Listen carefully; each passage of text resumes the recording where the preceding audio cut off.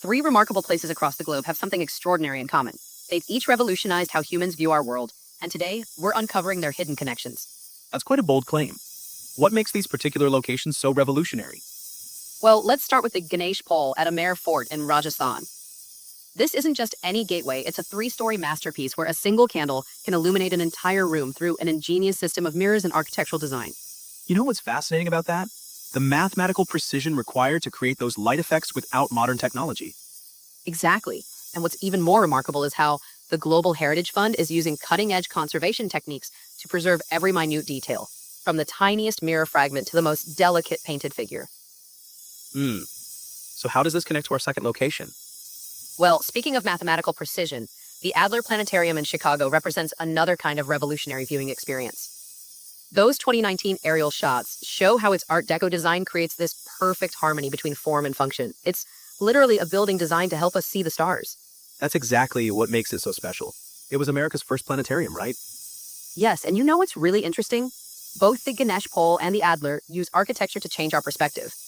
The Ganesh Pol uses mirrors to amplify light, while the Adler uses its unique position on Lake Michigan to create optimal viewing conditions for astronomical observation. Well, that brings us to our third location, the Altai Mountains painting. How does this fit into our story about revolutionary perspectives? Oh, this is where it gets really interesting. This painting was the first artistic depiction to capture these mountains from an aerial view. Imagine creating that perspective before aerial photography even existed. The artist managed to show multiple seasons simultaneously: snow-capped peaks, autumn slopes, and spring valleys all in one composition. So in a way, each of these places represents a different kind of breakthrough in human perspective? Precisely. The Ganesh Pol shows us how architecture can manipulate light and space. The Adler helps us understand our place in the cosmos, and the Altai Mountains painting gave people their first bird's-eye view of one of Earth's most magnificent mountain ranges. You know, there's something else these places share. They're all being preserved in different ways for future generations. That's right. The World Monuments Fund is using advanced conservation techniques at the Ganesh Pol. The Adler has undergone several modernizations while maintaining its historic character, and the Altai painting is being preserved as both an artistic and historical document. Well, how do you think these places continue to influence people today? That's actually quite fascinating. The Ganesh Pol still draws thousands of visitors who study its innovative design principles.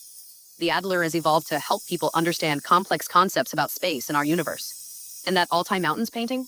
It's become even more relevant as we grapple with questions about perspective and environmental preservation. So these places are like time capsules that keep revealing new meanings? Exactly. And here's what I find most compelling. Each one represents a different way humans have tried to expand our understanding of the world. Whether it's through architectural innovation, scientific discovery, or artistic vision, they all push the boundaries of what we thought was possible.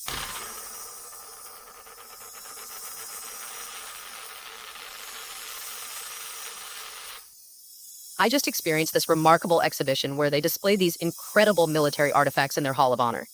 Picture these gleaming ceremonial swords and meticulously preserved uniforms that belong to three legendary marshals and generals, but what made it special was how they connected these pieces to Mongolia's evolving national identity. How did they manage to bridge that historical gap? So they had this brilliant way of showcasing the coat of arms and flag alongside personal artifacts, medals, certificates, even intimate souvenirs. But here's what really caught my attention. There was this stunning painting of a woman riding a reindeer that completely changed the energy of the space. Oh wow, that's quite a shift from military artifacts to artistic expression. What made this painting so striking? Well, you know how most landscapes are horizontal? This artist chose this bold vertical format that made the mountains and clouds feel like they were reaching into infinity. The way they framed this lone rider against nature, it was like seeing Mongolia's spirit captured in a single moment.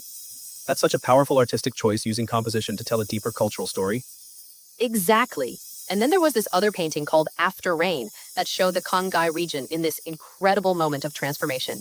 The artist managed to capture that exact instant when storm clouds are retreating and everything feels fresh and new. You know that feeling?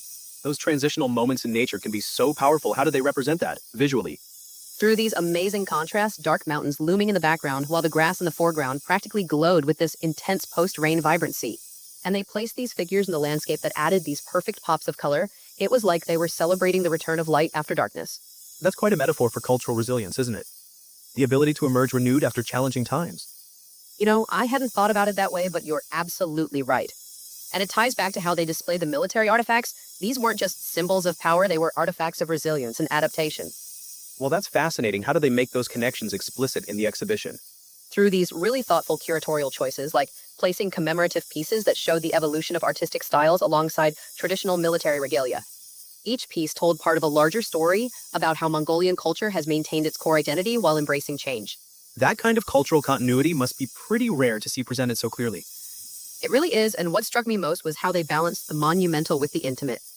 Like, you'd see these grand military displays, but then right next to them would be these touching personal items that reminded you of the human stories behind the history. So, what do you think this tells us about how cultures maintain their identity through centuries of change?